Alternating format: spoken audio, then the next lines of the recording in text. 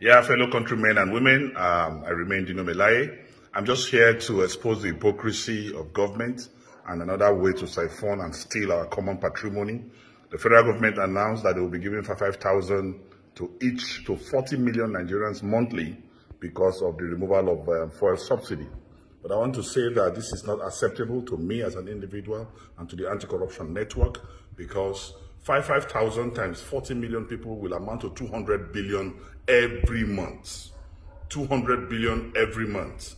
And 200 billion times 12 months in a year, that means federal government will be dashing out 2.4 trillion naira.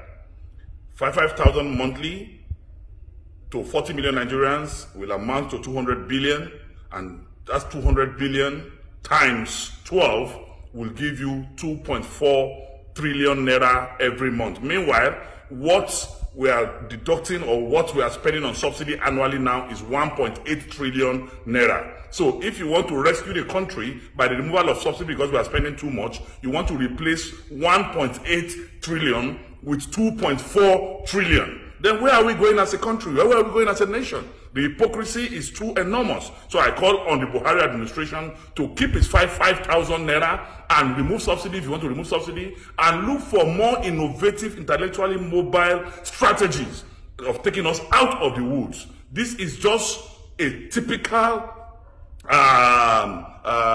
interpretation that the government have lost a sense of direction, they have no intellectual mobility, they are intellectually stagnant, and they cannot devise other strategic economic means of reviving our economy and creating employment and taking us out of the doldrum. Anyway, a country that has fought for close to over 6, 7 to 10 years insecurity, and they've not found any solution to it. So I call on Nigerians to reject this initiative of 5,000 naira, because it is another way to make some elite in this country richer. It is another way to create looting funds for some individuals, and they will steal the money. The masses that the money is meant for will not get it, because we don't have the data to even exercise these procedures. We have no legitimate means of even reaching 40 million Nigerians. There's nothing. There's no data. There is no banking process. There is no technology or even the wherewithal to execute this projects they are claiming. So I call on Nigerians to reject the 5,000 naira, because you are just replacing 1.8 trillion with 2.4 trillion. And the burden at the end of the day is on the masses of this country. Say no. Dear UAE government, I come in peace. My name is Ijoma and I'm a Nigerian. I know it's not official on any website that there's a ban on work permits for Nigerians, but I must tell you that I know a lot of people that are affected by this. I'm a social media analyst. I am not affected by this. But even in my company, they cannot hire Nigerians right now because they keep saying there's a ban on the visa. You want people to get off the streets. I know there are so many crimes in UAE that have been committed in the past by Nigerians, and you're trying to reduce your crime rates. But how do you get people off the street? How do you make people stop doing illegal stuff if you cannot help them get a legal job? How do they pay their accommodation? How do they feed if they cannot make a living a decent way? An idle man is a devil's workshop. If you keep them idle at home, they're only going to think of the other illegal ways to make money, because they cannot make money legally. This is so unfair. You need to give them equal opportunities to work. And if you really don't want Nigerians in your country, then make it official. It's your country, for goodness sake. If you want to place a ban on this country, then place a ban, make it official. Don't make people suffer in silence. It's so unfair. I have people who have worked in UAE for 4 to 6 years, and they are trying to sign a new contract with another company, and it's so hard for them to sign the contract because there's a ban on the visa. They have to keep making visa change from their saved money already in UAE.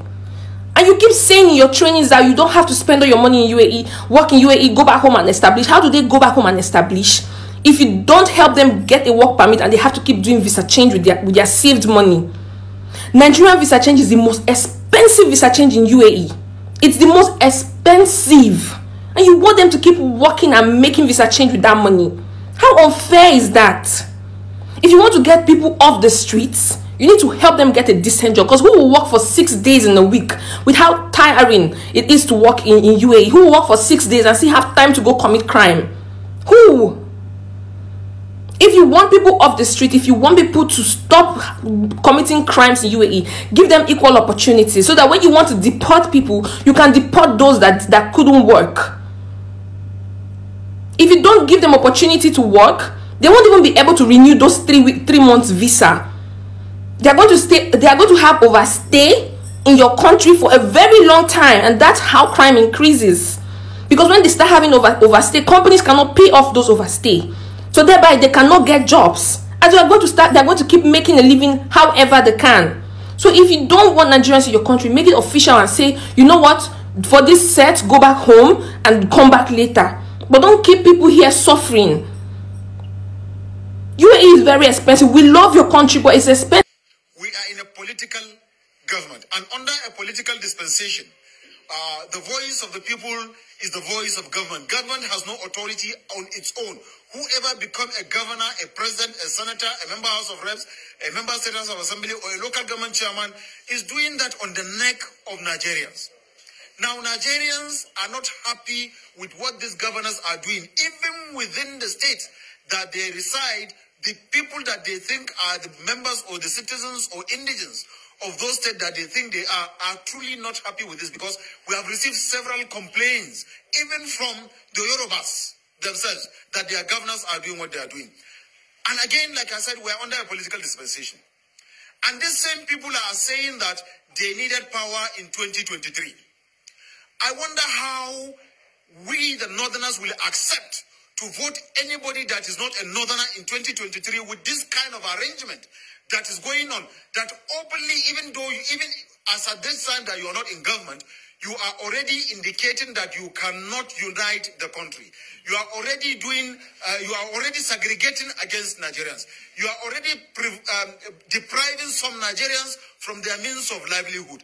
Now that you have not been given the opportunity to lead Nigeria, you are already doing this. Then what more if we decide to accept that we will support any candidate from the south or southern part of Nigeria? It means the north will be gone.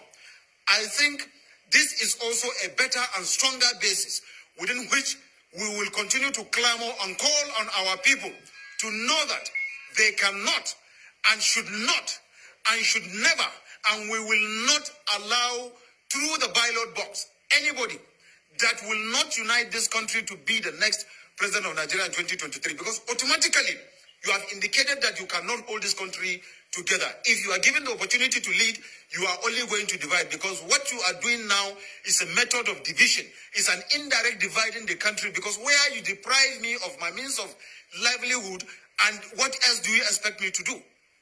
What else? And we are talking of crime and criminality. And we are trying to see to it that crime and criminality is reduced to the barest minimum. The government at the center is doing everything humanly possible to ensure that crime and criminality across the federation is being reduced to the barest minimum. But by this act, you are indirectly instigating violence. You are indirectly instigating chaos.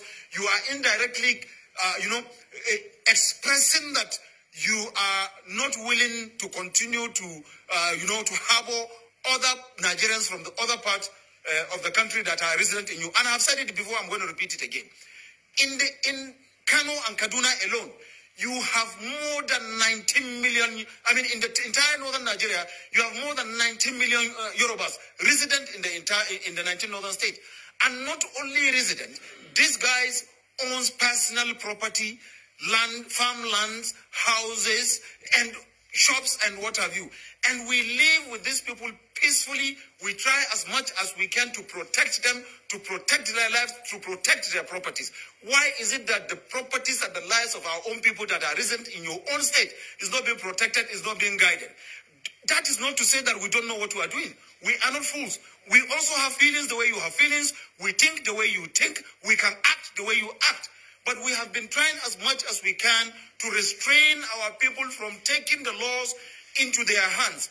And by what you are doing, you are instigating violence. So we are saying that the southern governors should go back and have a rethink of this their policy. We don't have problem with their policy for as long as they are going to provide an alternative for our people that are resident there, most especially with this grazing issue. If you are going to provide alternative for the Fulanis, build grazing reserves for them, and then let them go into the grazing reserve and be paying you on meritorium, or even if it is rent on a monthly basis. But you are passing a law that said you do not want to see a single cow moving on the street. You do not want to see a single cow moving on the street, and you do not provide an alternative for them. For God's sake, how will they feed those animals? How will they be able to feed these animals? And you keep on arresting these animals and also charging fees, charging and collecting fees from the Fulani nomads that are innocently trying to find a way of putting ends to